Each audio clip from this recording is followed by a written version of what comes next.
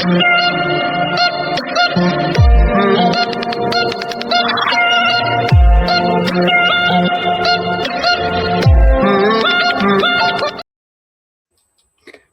going on, everyone? Welcome back to Underrated Indie Comics. Don't miss these hidden treasures. And you know it's going to be a treasure. We got Cali Comics down here for the second time. You know what book we're going to be talking about, one of our favorites, but you'll have to stay tuned for the end to find out which one. But before, as we do, let's dive right in. So starting us off, we're going with Godzilla Escape the Dead Zone number 6. Enter the Dead Zone, the mysterious Kaisei affected wasteland the government would have you believe is uninhabited. But do you believe that the Wanderer, a half man, half kaiju hybrid, is just about the only being brave enough to travel across this strange world? But as of late, he's not traveling alone. He's discovered 2 children with the ability to control the kaiju in this issue. Godzilla versus the Wanderer, the return of Church of Godzilla, possibly even hints of a mysterious origin of our mysterious heroes. Find out in this first arc finale of Godzilla Escape the Dead Zone. Writers Ethan S. Parker and Griffin Sheridan. Artist is Pablo Tanuka, and publisher is IDW Publishing. This you want to take this one away first, Callie? We get your thoughts. I didn't read 1 through 5, but we did get a chance to read 6, and this book was crazy, man. And it makes me want to read 1 through 5. Like at one point, the girl that they're talking about that can control kaiju, am I tripping, or was she the size of Godzilla? Yeah, she was. Yeah, that was awesome. And the little guy there on the cover, he's half kaiju. He's pretty badass. He's a cool little dude. Yeah, I definitely want to read more. That's for sure. And then the ending, oh man, the ending had me excited. I was like, oh, I don't even know what's going on, but I like this and I want to read more, dude. Yeah, this is a really great book. I covered a couple of the other Godzilla books. I covered Godzilla Starship, which was really good. And then the other one, I can't remember off the top of my head, but this is the first time covering this one. And I really like this one. The brother and sister are crazy. Like, we get to see the brother and sister. They're about the same size as Godzilla or a couple of the kaiju monsters. And they were ruthless. Like, battling those kaijus. They were ruthless. But then, yeah, we get to see the Godzilla church with the children sitting in front of the TV and their eyes are all white. And then that was crazy. Figure. I thought that was pretty cool. And then, yeah, the ending. The ending just leaves you on a nice little cliffhanger for the next arc, which I can't wait. I'll probably start it at the next arc and continue on with it because it was really good. The art in here is amazing. Pablo Tanuka does really great art in this. And the storytelling was pretty good too. Yeah. For the closure that you get, I'm excited to read the rest. I'm definitely going to pick up the trade when it comes out. Yeah, definitely. This is a 5-star rating. I give this one a 4.5. I thought it was really good. The art alone in the story was really good. Not bad. I'm going to give it a 4. Nice. All right, next up, we have Barbarian Behind Bars number 1. Who is this mysterious, muscle-bound warrior who came into our world in a storm of magic and violence? That's what public defender Irene Chang wants to know. This guy came out of nowhere, doesn't speak English, and now she's supposed to help him beat a murder charge after chopped some other weird dude's head off with a magic axe in broad daylight. Of course, he may not live to go to trial with all the enemies he's making in prison. Good thing his cellmate grills a mean cheese sandwich. Barbarian Behind Bars is the fight-packed fantasy prison thriller you didn't know you always needed. Writer is Elliot Kalani. Artist is Andre Moody, and publisher is Mad Cave Studios. This one was super fun and just a fun read. It was hilarious. You see here, you get the barbarian fighting this other barbarian in the middle of like some downtown center and chops his head off in broad daylight in front of probably like millions or thousands of people walking. And yeah, Irene Chang is the people's prosecutor, and she's got to help this guy, and he speaks Nordic, and no one knows. She's got people looking for him, and then yeah, it was super fun. I loved the art in this because it was watercolor art, and I'm a huge fan of the watercolor stuff. So yeah, this one was really good. But let's see what you have to say about this one. This one, the silence was funny. Like everybody wants him to talk. Like the guys in prison want him to talk, and he won't say anything because he doesn't speak English. That stuff cracks me up, dude. And then she goes to the head guy, and she's like, "I need a translator," and he's like, "Well, tell me what language he speaks," and she's like, That was so funny, dude. And like you were saying before the show, this thing has great art, man. Like I wasn't expecting the art to be this good. I don't know Yeah, why, but uh Mad Cave did really well on this. They did. I said and before there was a book that came out maybe like 7 years ago that had the almost exact imagery on the cover, but it was a little different, and I dig this one. This one's fun. yeah, it is an action-packed fantasy thriller that you don't know that you needed. Because when he gets in jail, I just thought it was funny because his cellmate just grilling a grilled cheese sandwich like in the prison cell with him. He's just feeding him it. Then he gets those two dudes who come over to him thinking, "Hey, let's befriend this guy." And hey, brother, what's going on? Like I was like dying. This guy doesn't even talk to them. He just stands, just sitting there eating. The But yeah, crazy thing, he's got some like crystal in his yeah, forehead yeah, that he like a can like, gem or something. yeah, and he can like teleport with that thing. That was crazy. Yeah, it's pretty cool. And then I But laughed when he said in his language, I'm a hero and I don't feel like one right now. yeah, yeah, right. Because it looked like he just killed like Thor or somebody. I swear. It was him and another barbarian. But Yeah, it's that like was how cool. It was did like in Central Park. That was really cool. but like we didn't kind of get how they got there. And I'm hoping No. it'll explain it more as we go through. But it was a really good book. Like we got to know the character, but they didn't take too long letting us know the character either. Yeah, we don't. There's still a lot of mystery. Yeah, With everyone, to be honest. There's mystery with everything and everyone. It's kind of yeah, cool. yeah. So for the 5-star rating, I'm giving this one a 4.3. I thought it was really good. The art was really good. I'm a sucker for watercolors, so the art was really good. The story was funny. I mean, the guy doesn't talk a whole lot, but it makes up for it with all the other people talking. I gave it a 3.5 just because there's a little too much mystery. Like I needed something to grasp onto with the first issue, not just he's a barbarian in our realm and he can't talk to anybody. Yeah, Why? I like why. yeah. All right, next up, the reason why Callie's here and you all are here, we got one of our favorite books. We debuted this together on here, and I thought it was fitting we get to bring Callie back for this one because we both really enjoyed this one. And it's Where Does the Rainbow End, number 2. Gilda never knew there were others like her in the world, but now she has met another human child named Travis, and she has decided to travel outside the dump where she lived her whole life to see more human beings.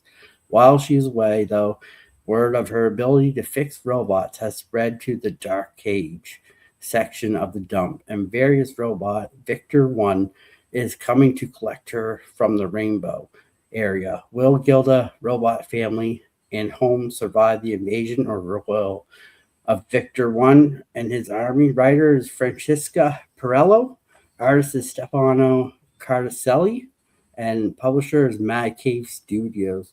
But before we get started, no one's talking about it, but you know how Orc blew up? This book blew up, but no one even talked about it. This one was sold out everywhere. You could not find issue number 1.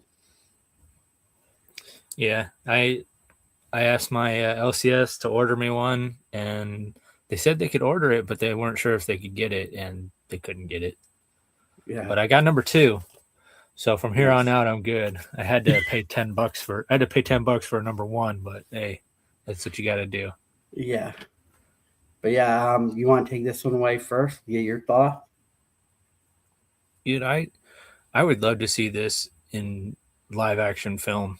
It's about robots that find an abandoned girl, and the little girl becomes like so mechanically inclined that she can improve the robots. And the guy right there in the background, he's an obsolete war robot who lives in the abandoned side of town, and he can't go far. He basically has to stay plugged in, or his battery drains so fast he'll die. So he finds out this little girl can upgrade robots, and he wants to get a hold of her. And in this issue, they go looking for her. And she, in last issue, she found out that there's people, so she got to explore the people in this issue a little bit. But then she gets a little bit of sad news because the robots find out her basically her robot family finds out that she knows about humans now, and they haven't told her yet. So big mistake. Parents, talk to your kids about stuff, right? This is kind of what they're implying there. But it left off with the robots basically going to war. This guy comes into the rainbow, which is where all the robots live, and he's looking for the little girl, and he tears the place apart, man, and tears robots apart too. And it was pretty brutal. Yeah. What about you, Dan? What do you think? This was such a good second issue, especially where we left off with her talking to Travis. Then they talk. She goes back. She's too excited to sleep because she's going to meet him again and going to explore, meet his friends. So she goes. And then they meet up again, and then she goes back and comes back. This time she veers off alone. And it was cool to get her take because she's been so used to robots. When she's in the city, she's like, this is different. Like, everyone's not friendly. Like, everyone's mean and cranky and all that. And then she does find some good people, but she's lost. And the little kid, which ironically asked to give her candy and say, this will help cheer you up. This candy will help cheer you up. I thought that was hilarious because they're Right? inside a candy store. But she's like, I gotta find this tomato plant because that's where I can't remember his name, but the main robot that found her is working there. But yeah, so she finds it. The kid gives her directions. She finds it because he's like, my mom works there, so it's right down here. And they meet, and then yeah, it's a sad part when one of her family members gets ripped apart by the opposing robot army coming in. They ransacked the village. Well, not they didn't get into the village that far. They got into some of it and destroyed one of her family. But yeah, like you're saying, the family were talking like we should have told her, and she overhears this and runs away. Yep. And And that's when she discovers that people are kind of assholes. yeah, but And he does that staff he has. He just roasts Jackson with it. Jackson the yeah, robot just. I was like, holy shit, dude! yeah, it Imagine was, imagine this guy without a cord. Crap, it's yeah, on. but it left us off at a good thing because there's going to be a war coming now. But how are the good robots going to handle these war robots? And I thought that was pretty cool place to leave off for the next issue. They didn't leave you on like a cliffhanger, but they left you with enough to want to read that next issue. Yeah, and they give you the next cover too. And Gilda, the girl, is on the cover. Here, let me show you real quick. Yeah, hold on, She I'll make looks you bigger. she looks pretty pissed. Yeah, I'll make She's you ready bigger to just one sec. get revenge for Jackson. Yeah, Yeah, that's the cover of the next one. So if you see this cover, pick it up, guys. It's a good story. Work your and way there's back. no variant covers. It's just A covers. That's it. Number 1 has a B cover. Yeah, number one, but the number two doesn't. And I don't think number three will. I don't think it does either. But yeah, So this one is problem. That's This enough. was mine and your favorite book. Yeah. You know what? Everybody's on Dork, but I this one seems like it's more wholesome, you know? Yeah. Yeah, no, this one, when we first covered it, we were both instantly, yeah, that's something good with this book. Yeah, way better than Dork. I didn't really like Dork, to be honest with you. I No, didn't like it. it's fun. It's a fun story, but I give this one right here a 4.75. So Oh, yeah, nice. I think I gave Dork like a 4.5, so it is a little lower. This one for me is a 4.9. Oh, dang. I I really like, think a lot of people might have issues with the art.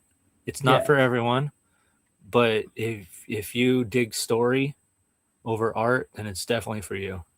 yeah. So I love the story, and I mean, the art grows on you too as you read the story. You kind of figure like, oh, so it is like a, it's got to be like a dirty thing because it is robots. They're Yes. not going to be fine edged or anything.